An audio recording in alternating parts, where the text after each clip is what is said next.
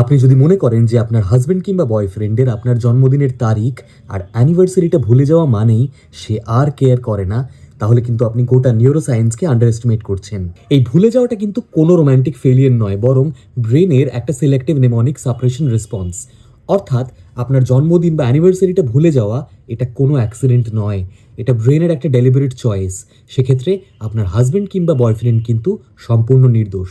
Mail brain কাজ করে cognitive load optimisation মডেলে, লিমিটেড ব্যান্ডউইথ সেখানে। এমন সময় জন্মদিন, অ্যানিভার্সারি কিংবা শাশুড়ির ছানি অপারেশনের তারিখের মতন হাই ইমোশনাল ভোলাটিলিটি ইনপুট এলে ছেলেদের ব্রেনের হিপোক্যাম্পাসটা সেলফ ডিফেন্স মোডে চলে যায়। হিপোক্যাম্পাস ব্রেনের সেই পার্টটা যেটা আমাদের মনে রাখায়, অর্থাৎ it's not us, it's the brain. পুরুষ মস্তিষ্কে রিলেশনশিপ ডেটসগুলো খুব সায়েন্টিফিক্যালি প্রসেস হয় as high effect low utility temporal data, যেখানে অ্যামিগডালা বলে রিস্কি, প্রিফ্রন্টাল কর্টেক্স বলে archival data, and that later never comes.